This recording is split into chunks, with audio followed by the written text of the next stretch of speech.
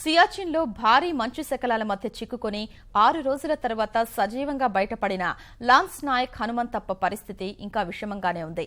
ఢిల్లీలోని సైనిక ఆసుపత్రిలో ప్రత్యేక వైద్య సిబ్బంది కోమాలో ఉన్న హనుమంతప్పకు చికిత్స చేస్తున్నారు.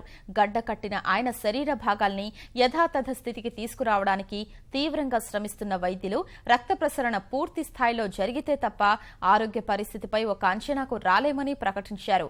భారీ మంచు ఫలకాల మధ్య 30 అడుగుల లోతున ఆక్సిజన్ కూడా అందని అత్యంత దుర్భరమైన పరిస్థితుల్లో చిక్కుకున్న హనుమంతప్పకు ఎలాంటి గాయాలు కాలేదని, మంచుఘాతం కూడా తగల్లేదని ధృవీకరించారు.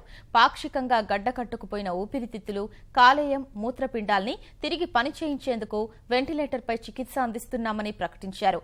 మరో 24 గంటలు గడిస్తే తప్ప ఏమీ చెప్పలేమంటున్నారు. హనుమంతప్ప ఆరోగ్య పరిస్థితిపై రక్షణ శాఖ మంత్రి మనోహర్ పారికర్ ఎప్పటికప్పుడు సమాచారం తెప్పించుకుంటున్నారు. మరోవైపు కర్ణాటకలో ఉంటున్న హనుమంతప్ప కుటుంబ సభ్యులు అతన్ని చూసేందుకు ఢిల్లీ చేరుకున్నారు.